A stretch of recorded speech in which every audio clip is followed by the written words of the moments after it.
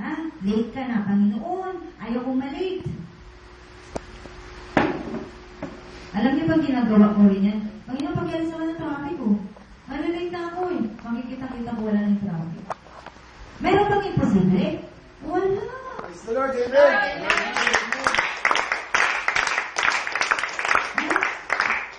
Ayun nga, nangyari. Gitari rin. Absent siya ng Monday, Tuesday pumasok siya. Late siya. Ay yung prof niya, mas late pa pala sa kanya. Eh, di siya late. Amen? Praise the Lord, amen. Pero kung sinadya mo talaga malate ka, ay huwag kang mag-uutos ng ganun. Ha? Pero hindi mo sinadya.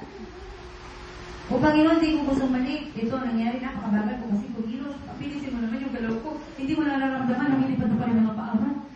Ha? Hindi mo alam, hindi na pala normal ang hakbang mo. At hindi mo alam ay bumubuhat para sa iyo. Praise the Lord, amen. Yan ang ibala. Ang taong gumagawa sa kalooban ng Diyos ay palaging may kasamang himala sa buhay. Praise the Lord, amen. Kaya mabuhay kayo araw-araw kasama ang Diyos. Ha? O sino ang gusto ng himala? Taas ang kamay, palakpak na malakas sa Diyos.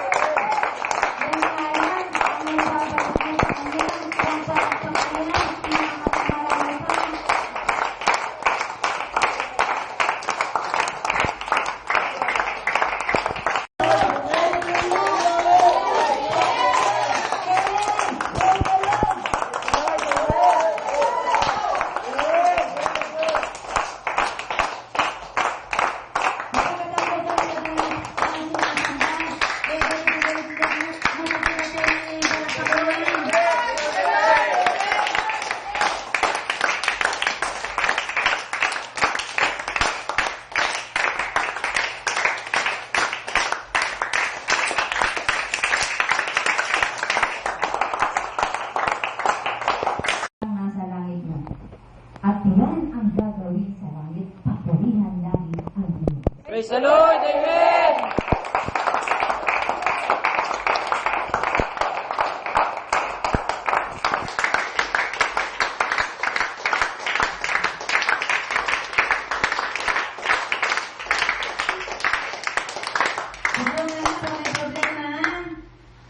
Taas ang dalawang kamay at pumalakpak. Tingnan nyo. Kung anong gagawin ng problema sa buhay mo. Ha? Mula ngayon, pag may problema, salit na magdadagdag, walang bigas. Taas mo kamay mo pumalakpak. Praise the Lord! Salamat Panginoon sa bigas na paparating. Salamat sa ulan na paparating. Salamat Panginoon sa karunungang paparating galing. Praise the Lord! Praise the Lord, amen.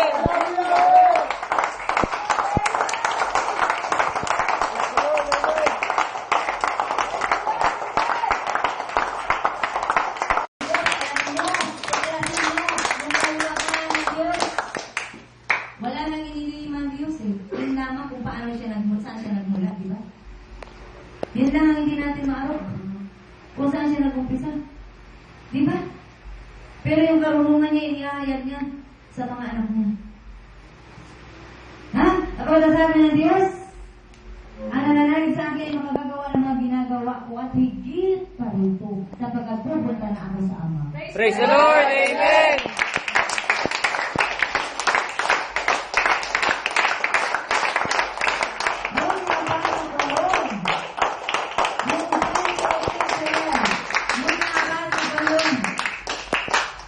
Sabi ko, Aba, magagawa ko lang ang ginawa ni Jesus? At higit pa doon, ibig sabihin, ay hindi nasulat sa Biblia. Di ba? At higit pa roon sapagkat pupunta na siya sa Ama. Nang mabasa ko rin, aba, sabi ko, maganda.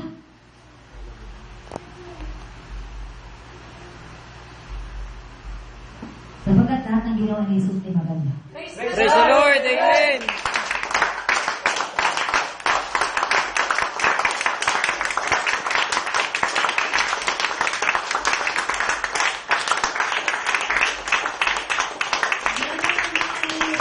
Sa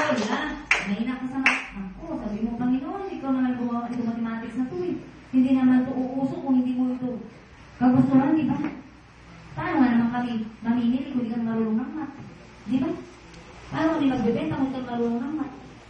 Eh dahil sa ito, galing din sa iyo, turuan mo ako kung paano magbebenta.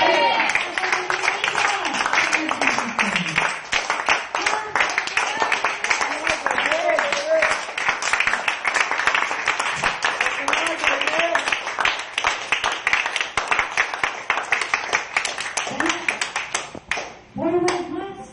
Ha? Subukan mo backward march. Ano ang nangyayari sa'yo? Ay, di kaya maganda bunggo-bunggo pa. Magsuk-susuk yung likod mo. Ha? Forward march lagi. Pasulong. Pasulong. Sa, dalawang, tatlo. Di ba? Pasulong. Di ba sarap magpasulong ka?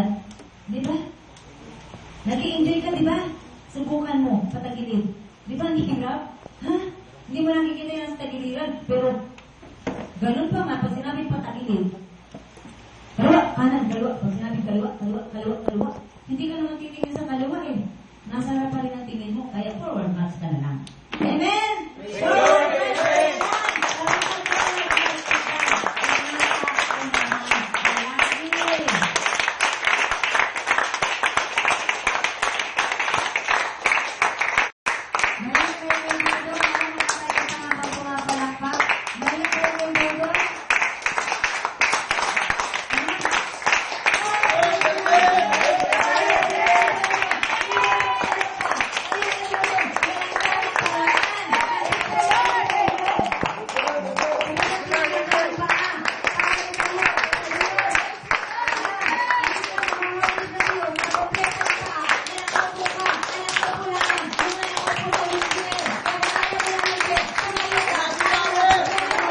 Praise the Lord, amen!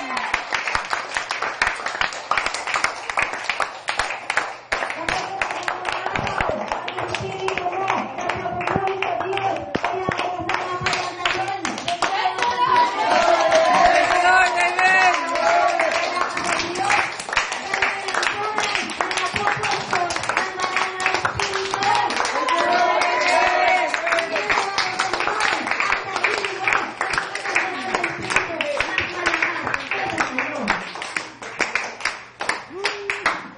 Hindi ka kahihiya na tumalon at sumigaw para sa Diyos, pagkat yun lamang ang maibabalik mo sa Diyos. Praise the Lord! Express sa pagtalon, sa pagsigaw. Na, oh my God! Thank you! Thank you!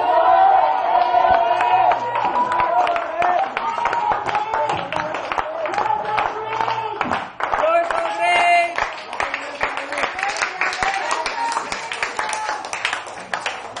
Ano po, wala sa langit, di ba?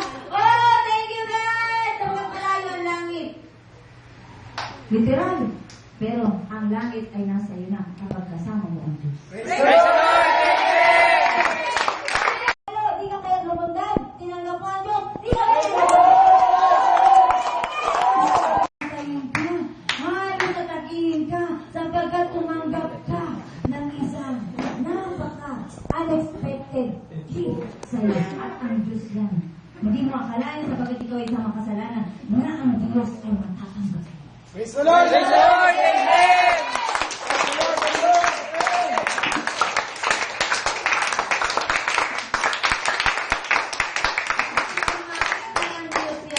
Gusto makita na magbigay na natutuwa ang binigyan.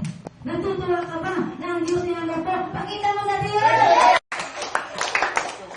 At ang Diyos na nakita na natutuwa ka, patuloy kang bibigyan. Praise the Lord!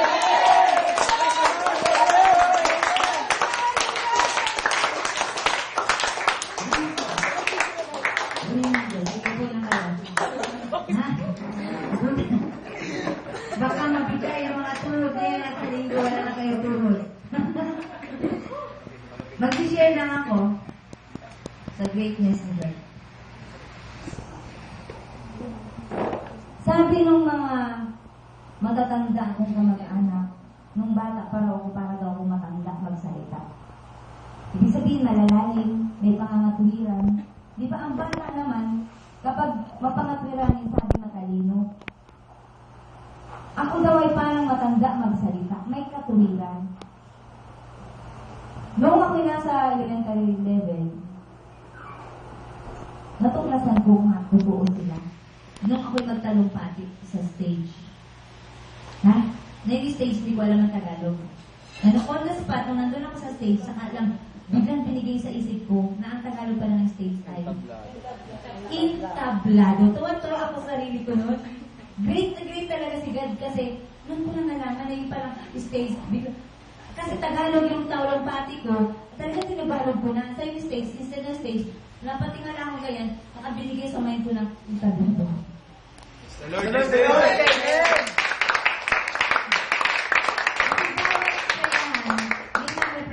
Magpapakilala. Okay? Quiz biya tayo eh. Division, parang gano'n. Eh ako, parang ako yung representative magpakilala.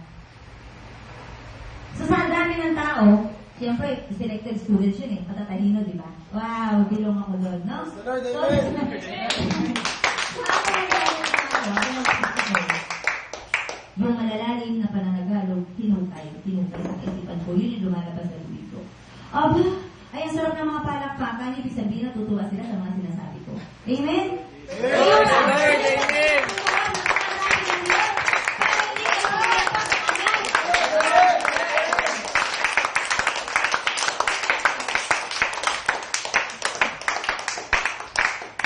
Kaya natutuwa kayo sa bawat talumpati ng tao, how much more sa Diyos na nagsasabi ng mga salita niya na buhay at mabisa. Praise the Lord. Amen.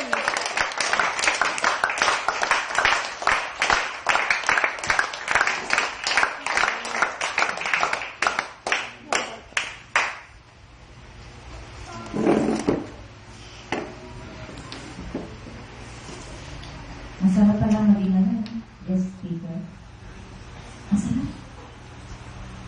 Kasi yung mga nakikinig, naghihintay yan ng masasarap na pananalita. Amen? Praise the Lord. Amen.